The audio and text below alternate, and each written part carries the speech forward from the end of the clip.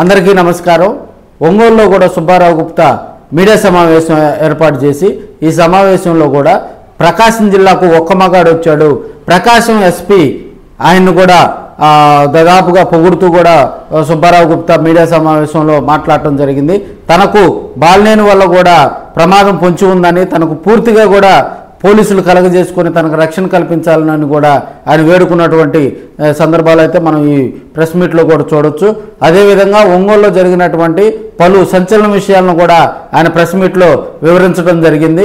మరెందుకు ఆలస్యం, చూడండి. మరి నాకు తెలిసి బహుశా ఇదే లాస్ట్ ప్రెస్ మీట్ అవ్వచ్చు ఒంగోలులో. దాని కారణాలను వివరిస్తా. రన్నింగ్లో భూతాన్ని యజ్ఞోపవీతాన్ని వైపుల గీతాన్ని నేను స్మరిస్తే పద్యం మరిస్తే వాద్యం అనల వేదిక ముందు అసలు నైవేద్యం. నేనొక దుర్గం నాదొక స్వర్గం అనర్గళమనింతర సాధ్యం నా మార్గం. ఈరోజు ఏదైతే ఉందో ప్రకాశం జిల్లాలో ఒక చొగ్గివేళ లాంటి విప్లవ పోరాట వేదికను కోవచ్చు, పేద ప్రజల అభిమానాన్ని చూరగొన్నటువంటి విప్లవ నాయకులు లాంటి గతంలో ఏజెస్ యాంటీ గుండా స్క్వాడ్ పెట్టాడు ఒక ప్రకాశం జిల్లా ఆనిముత్యం లాంటి ఎస్పీ గారు కిషోర్ కుమార్. నాకు ఇష్ట దైవం, పోలీసు వాళ్ళలో కొంతమందిని దైవంగా భావిస్తా. అటువంటి ఆఫీసర్ను మళ్ళీ ఈరోజు చూస్తున్నా.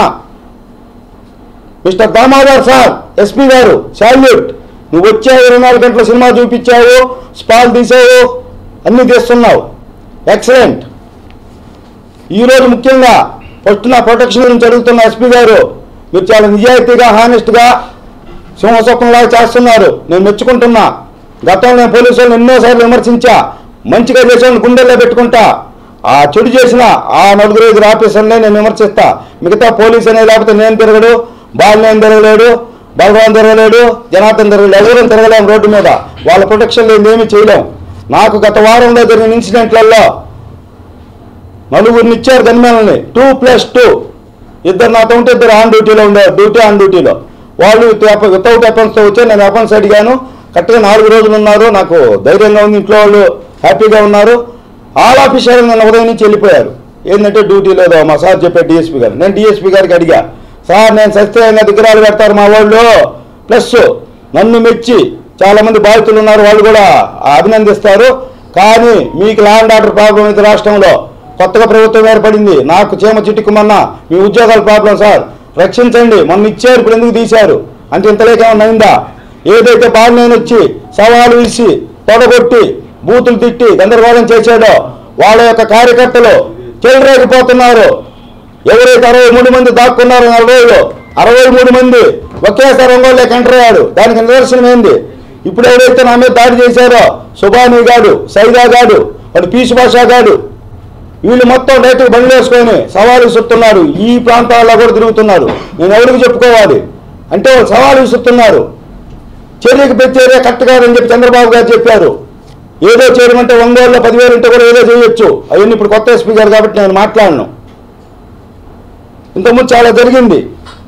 బహిరంగ సవాలు విసిరేదానికి వచ్చారు. వాళ్ళకి ఆర్థికంగా కూడా మా సామాజిక వర్గానికి సంబంధించిన వాళ్ళే ఒక పెద్ద మున్సిపాలిటీ కాంట్రాక్ట్ ఇచ్చి నెలకు 2 లక్షలు వచ్చేటట్టు గతం 2 సంవత్సరాల నుంచి 3 సంవత్సరాల నుంచి పెంచి పోషిస్తున్నారు, రౌడీలను పోషించినట్టు.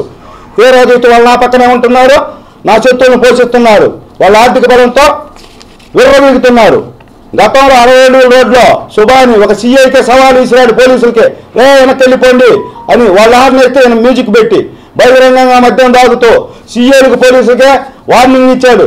గతంలో కొంత అతి పనికి మాలినటువంటి డిఎస్పీ నాగరాజు గారు వాళ్ళ ఆధ్వర్యంలో బాలినేని పిరాత పోలీసులు కొంతమంది ఉండబట్టి చెల్లింది వాళ్ళ హవా. వాళ్ళు గతంలో చాలా మందికి డబ్బులు ఎగ్గొట్టి బెదిరిస్తున్నాడు.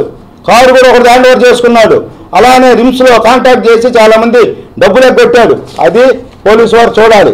అలానే సైదా అనేవాడు తాలూకా ఎస్ఐ రాజ్ కుమార్కి రివర్స్ అయ్యాడు. సమ్ము మంగమ్మ కాలేజ్ దగ్గర ఇక్కడ ఊరి చివర రివర్స్ అయితే కొట్టుకున్నంత అయింది. అతను సర్రాగా తీసుకెళ్లి ట్రీట్మెంట్ ఇచ్చాడు, నరం తీశాడు నైట్ పూట. కానీ తెల్లవారేసరికి ఇంటికి వెళ్ళిపోయాడు. వాడి మీద కేసు లేదు, ఏం లేదు. దీనికి ఇండికేషన్ ఏంటి? ఎవరు తీసుకెళ్లారు? అప్పుడు మొత్తం తీయండి సార్, మొత్తం బయటికి తీయండి. వాడికి డబ్బు ఎట్టొచ్చింది, వాడికి అంత అహంకారం ఎట్టొచ్చింది పిల్లాడికి, వాడు ఎలా బయటికి వెళ్ళాడు మొత్తం బయటికి తీయండి. పీసు భాష సంగతి. వాడు డబ్బులు దాదాపు 100 మందికి ఎగ్గొట్టాడు, భూ కబ్జాలు చేశాడు, అసలు ఆర్థిక నేరగాడు. బ్యాంకులకి చాలా మందికి ఓపెన్ చేస్తే ఒక బ్యాంక్ ఉద్యోగి ఆత్మహత్య చేసుకున్నాడు వాడి దెబ్బకి. అది సిబిఐ కేసు రన్నింగ్లో ఉంది. తీయండి అది కూడా బయటికి. వీళ్ళ అరాచకాలకు అద్దే లేదు. నిన్న స్పా జరిగింది. ఎవరైతే అలీ ఖాన్ సెల్యూట్ బాగా డ్యూటీ చేశారు. అటువంటి ఆఫీసర్లు ఎప్పుడు చేస్తారు? ఏ ఆఫీసర్ ఏం చేస్తాడు? మన రాజు గట్టిగా ఉంటే ప్రజలు గట్టిగా ఉంటారన్నట్టు ఎస్పీ గారు గట్టిగా ఉన్నారు కాబట్టి చేశాడు. అలీ ఖాన్ గారు బాగా చేశాడు. స్పాలో ఒక విచిత్రమైన విషయం జరిగింది. అది రోజు ఆదాయం మీకు తెలుసో లేదో 2 లక్షల నుంచి 20 లక్షలు ఒక రోజులో. అంటే ఇన్ని కోట్ల వ్యాపారం. దానికి పెద్ద బడా వాళ్ళ అన్న ఉంది. అది పెట్టేటప్పుడే ఆ డబ్బులు కూడా చాలా పెట్టాలి. కోట్లు పెడితే కానీ ఆ స్పా సెంటర్ రెడీ కాదు. అందులో ప్రతాపరెడ్డి అనే కుర్రోడు జంప్ అయిపోయాడు. ఎవరు పెట్టారు? ఆ రోజు డ్యూటీలో ఉన్నటువంటి ఒక reporter Pratap Reddy versus Pratap Reddy jump. ఈ రోజు అతను ఉద్యోగం ఉదయమే తీసేశారు. నేను వాళ్ళ యాజమాన్యంతో మాట్లాడా.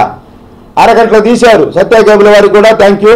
ఇప్పుడు అతను ఒక రిపోర్టర్ కాదు, ప్రతాపరెడ్డి అనేవాడిని వెంటాడి వేధించి ఏం చేస్తారు చేయండి, మొత్తాన్ని కింద కూర్చోబెట్టింది. స్పా సెంటర్లో మొత్తం జరిగిన అవకతవకలతో పాటు అసలు దీనికి కారణం ఎవరు, ముందెవరు, వెనకెవరు, పెట్టుబడి ఎవరు మొత్తం తీయండి. తర్వాత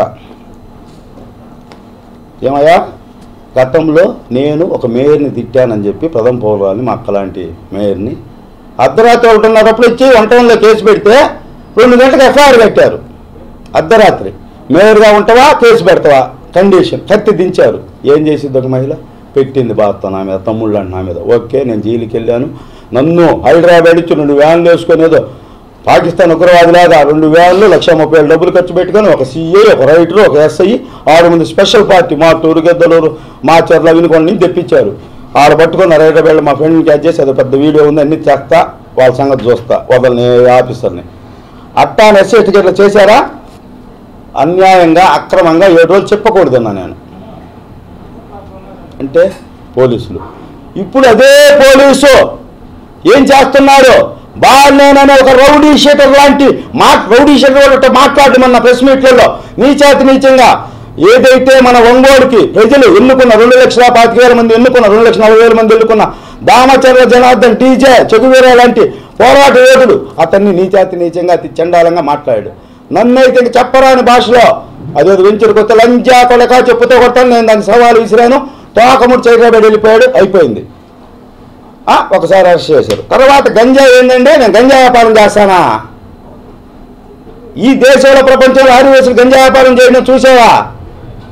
ఏమైంది? ఒక గోపి అనే కానిస్టేబుల్ వెంగమాంబ శ్రీనివాసరెడ్డి అనే ఒక సిఐ పోస్టింగ్ కోసము లాలూచిపడి నాగరాజు డిఎస్పీ ద్వారా బాలినేని వాళ్ళ కొడుకు ద్వారా పెట్టించారు. అది 25 మంది చూశారు. ఇప్పుడు సాక్ష్యం చెప్తామంటున్నారు వాళ్ళు. వాళ్ళకి శిక్ష పడిద్ది, నాకు న్యాయం జరిగిద్ది. అదంతా బయటికి తీయండి.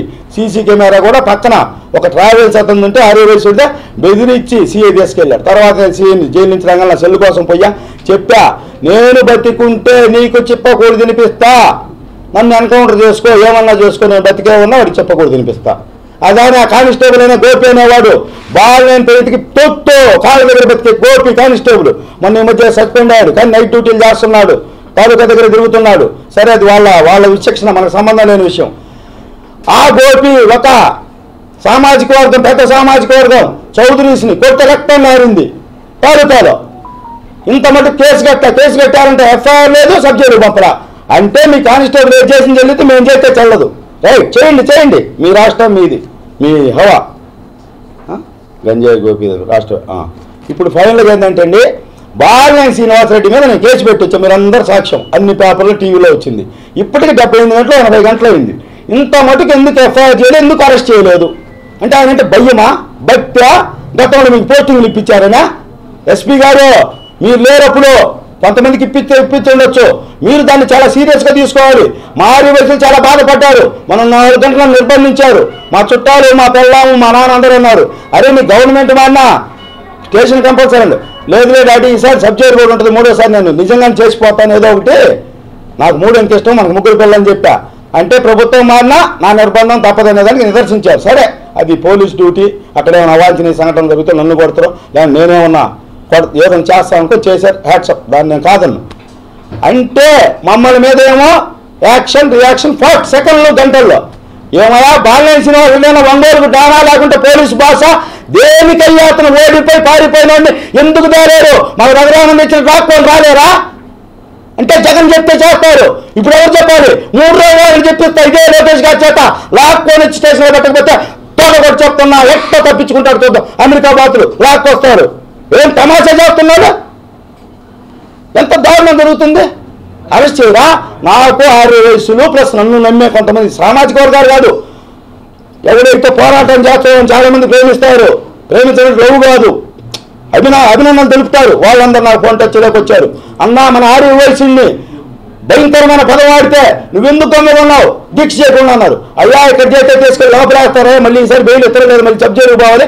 నేను చీరాల కేంద్రంగా విత్-ఇన్ డేస్లో రాష్ట్ర వ్యాప్త ఉద్యమానికి చేసి అక్కడ మాకు ఎంఎం కొండ గుండెల్లో పెట్టుకుంటా అన్నాడు. తల్లిలాగా చూసుకున్నాడు, తల్లిని కొడుకట్టు చూసుకున్నట్టు చూసుకుంటా అన్నాడు. అతని ఆధ్వర్యంలో 100 మందితో ధర్నా చేస్తా, అప్పుడు అరెస్ట్ చేసి చూద్దాం. అది మిస్ అయితే గుంటూరు, తిరుపతి, విజయవాడ 13 జిల్లాల్లో ధర్నాలు చేపిస్తా. తర్వాత చాలా దారుణంగా ఉంటుంది. లోకేష్ గారిని గెలిచిన తర్వాత చాలా దారుణాలు దొరుకుతాయి, అది వేరే విషయం. ఈలోపు ఎందుకు అరెస్ట్ చేయరు డిమాండ్ చేస్తున్నా.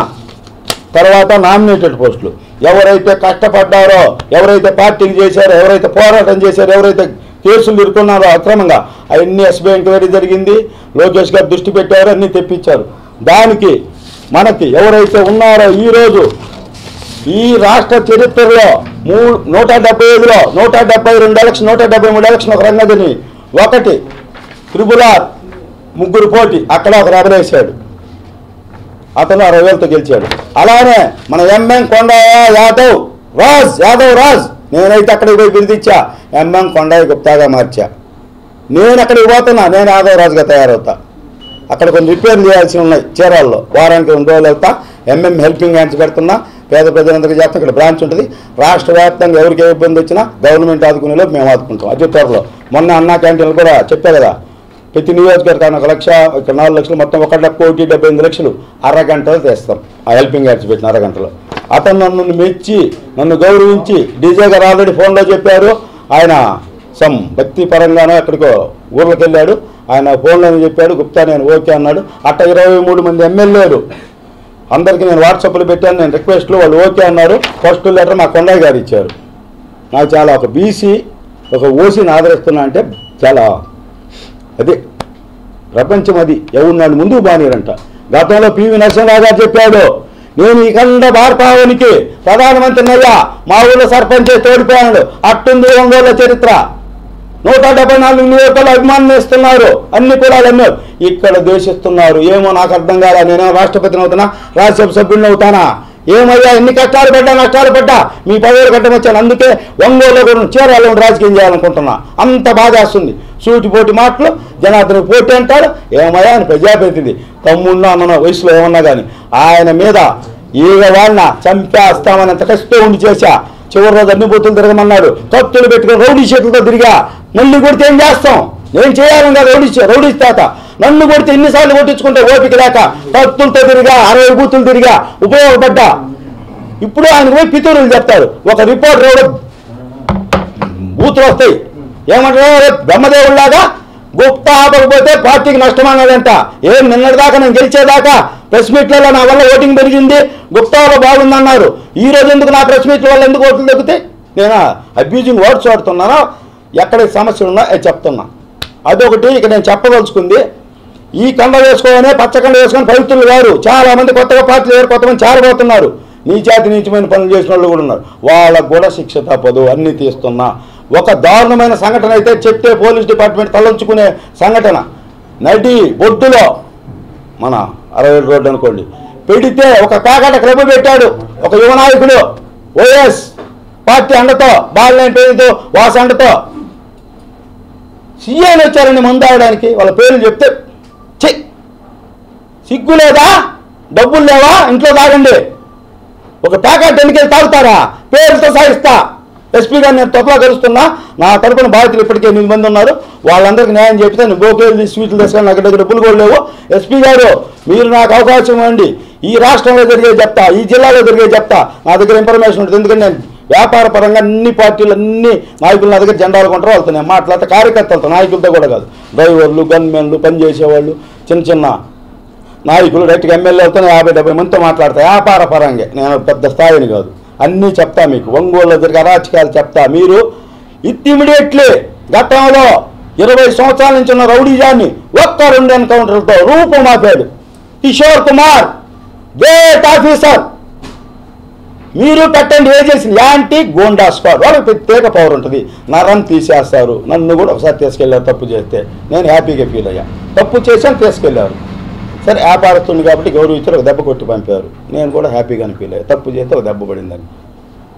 ఏమండి ఇక్కడ ఎన్ని తప్పులు జరుగుతున్నాయి? ఎక్కడికి దెబ్బలేదు, అసలు లాఠీలు ఉన్నాయి ఎంత స్టేషన్లలో? నాకు తెలిసి 2 సార్లు పోయా, సరైన లాఠీలు లేవని చెప్పారు. కొనండి అయ్యా, గొల్లుకి రిపేర్ చేయండి అయ్యా, ఆయిల్ పెట్టండి అయ్యా, తీయండి అయ్యా. ఎంతకాలమో సంఘ విద్రోహ శక్తులను వదిలేస్తారు. ఎస్పీ కిషోర్ కుమార్ ఆదేశాలతో ఇప్పుడు రిటైర్డ్ అయ్యాడు, అక్కడ ఉన్నాడు. ఏజెస్ ప్రభాకర్ రావు గారు ఒంగోలులోనే ఉన్నాడు. ఆ టీం మొత్తం ఇప్పుడు డ్యూటీలో ఉన్నాడు. రవన్న కావచ్చు, హనుమంతు కావచ్చు, ఏజెస్ రెడ్డి గారు కావచ్చు, ఇప్పుడు సీసీఎల్ ఎస్ఐ అందరూ ఉన్నారు రన్నింగ్లో. వాళ్ళ సలహాలు సూచనలు తీసుకుని ఒక టీం ఏర్పాటు చేయండి. ఈ జిల్లాలో ఎస్పీ గారు మీరు చేయండి, అన్ని జిల్లాలో దీని ఆదర్శంగా కొండయ్య గారికి చెప్పాను, అది బాపట్ల ప్రకాశం జిల్లా చేయండి.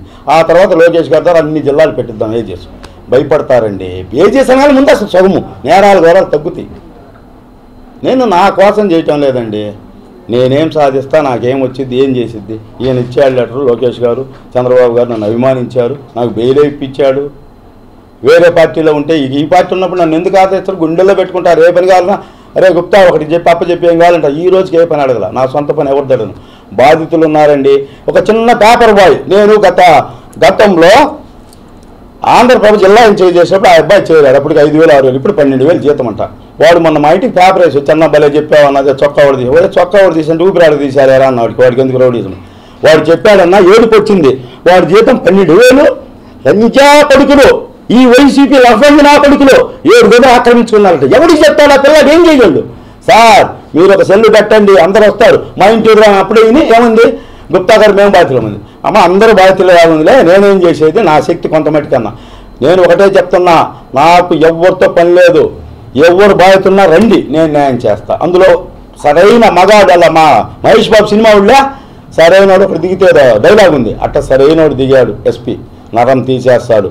మీ భూ కబ్జాలు జరుగుతుంటే అందరు రండి.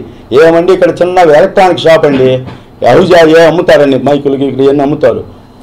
అక్కడ ఒక పేద బ్రాహ్మణుడు, వాళ్ళ పిల్లలు ఇంటర్మీడియట్ అంతకు వచ్చారు, ఆడబిడ్డలు మగపిల్లాడు ఉన్నారు. అతను వస్తే ఏడ్చాడు. ఒక పెద్ద రాజకీయ నాయకుడు పార్టీ పేరు చేస్తే కడుపు చించుకుంటే కాళ్ళ మీద పడిద్ది. పెద్ద సంస్థ నా దగ్గరికి వచ్చాడు. ఏజెస్లో ఒక మొన్న సిట్టు పెట్టారు కదా, ఆ సిట్లో ఒక సీఐ పంపించాడు. మా దగ్గరికి వస్తే 6 సంవత్సరాలు పట్టిద్దరా ఆ గుప్తా దగ్గర పోను. నేను అమ్మటే ప్రెస్ మీట్ ఎవరు రాయంగా అది ఎవరు ఇన్ఫర్మేషన్ లీక్ చేస్తే కొంచెం సాల్వ్ అయింది అనుకున్నా. తీరా నిన్న పోతే అరే గవర్నమెంటు సరే ఏదో జరిగింది చేయమన్నారు. ఆ పేద బ్రాహ్మడికి ఎవరు అడ్డమండి? వాడు సత్తే ఎవరు దిక్కండి? సార్ చాలా చాలా దురాఘాతాలు జరిగినాయి. కొన్ని గద్దలు ఊగుతున్నాయి. ఈకలు తీసి కూర్చోబెట్టే చాలామందిని. మిగతాయి మీరు తీయండి సార్, అన్ని ఈకలు తీయాలి. నాకు ఓపిక లేదు. ఎవడు వేస్తాడో, ఎవడు గీస్తాడో, ఎవడు గుంచుతాడో. నేను ఇక్కడ వ్యాపారం చేసుకోవాలి, అక్కడ మా పిల్లల వ్యాపారం చేసుకోవాలి. ఒక రకాల వాళ్ళు వస్తారు వ్యాపారానికి. ఏం చేయాలి? అమ్మాలా? వాడు దొంగ దూరం అర్థం కాదు. వ్యాపారాలు ఆపుకోలేం కదా. మీరు తక్షణము నాకు సెక్యూరిటీ కల్పించండి, అది మీ బాధ్యత. నేను నా కోసం చెప్పట్లా, సమాజం కోసం చెప్తున్నా. 10 మంది బాధితులకు న్యాయం చేస్తానంటున్నా. ఎక్కడెక్కడో వెళుతున్నాడు. అక్కడ ఒక భూ కబ్జా జరిగింది మార్కాపురంలో వైశాస్ది. ఆ ఎమ్మెల్యేని చీటీ కేసి తడగొట్టి కొంతమంది ప్రెస్ వాళ్ళతో అంటే మంచిగా ఉపయోగించి సార్ వాళ్ళందరికీ తెలుసు అని చెప్పి అవి న్యూస్ వేపించి దాదాపు 25 కోట్ల స్థలాన్ని ఎవరైనా నయ్యమా వాడి పేరు ఏదో ఉందబ్బా పోయినసారి వైసీపీ ఎమ్మెల్యే నయ్యం అంటారు ఏదో కుందూరు నాగార్జున తమ్ముడు హ్యాండ్ ఓవర్ చేసి ఆ వైశాస్కి కృష్ణమోహన్ ఐపీఎస్ గారు నయ్యమంట. మీరు మళ్ళీ కృష్ణమోహన్ అంటే అలాగే మహేష్ బాబు సాల్వ్ చేశా భయపడుతున్నారు అంటే మార్కాపురం సాల్వ్ చేసి ఇక్కడ మాత్రం రావట్లే. నాకు ఏం చేయాలి? నేను ఏంది అండ దండ ఏం కావాలి? అధికారం ఉంది, ఎమ్మెల్యే గారు నాకు అమ్మ తమ్ముళ్ళు లాంటోడు అంతా ఉంది. సమస్యలు సాల్వ్ కావట్లే. ఎక్కడ దొరుకుతుంది ప్రాబ్లం? ఎవరు అడ్డుపడతా? కొత్తగా వచ్చారు సీఆర్ మాత్రం డిఎస్పీ మాట్లాడిన సరికి 3 నెలలు పట్టింది. అంతకుముందు 3 నెలలు కౌంటింగ్ అన్నారు. ఇక్కడ నుంచి ఏం జరిగింది? నామినేటెడ్ పోస్టులు పదవులు ఇవన్నీ ఉంటాయేమో. వాళ్ళ పోస్టింగ్కి వచ్చి వాళ్ళు సెట్ చేసుకొని వాళ్ళు కూర్చొని లేసరికి ఎంత టైం పట్టిద్దో. అందుకని సిట్టు కూడా కదండి, ఏజీఎస్ వేస్తే కరెక్ట్గా 20 రోజులు నేను చెప్తా. ప్రతి బాధ్యతలు న్యాయం చేస్తారు. వాళ్ళు అర్ధరాత్రి వెళ్తారు, సరదాగా తీసుకుంటారు. వాళ్ళ స్టైల్లో వాళ్ళు మంచి స్టైల్ వాళ్ళకి తెలిసి ఏజీఎస్ వాళ్ళకి. ఇప్పుడు అందరూ కానిస్టేబుల్ రన్నింగ్లోనే ఉన్నారు. ఎవరు రిటైర్డ్ కూడా కాదు. వాళ్ళ పేర్లు ఇస్తా, సెల్ నెంబర్లు ఇస్తా, అన్నీ ఇస్తా.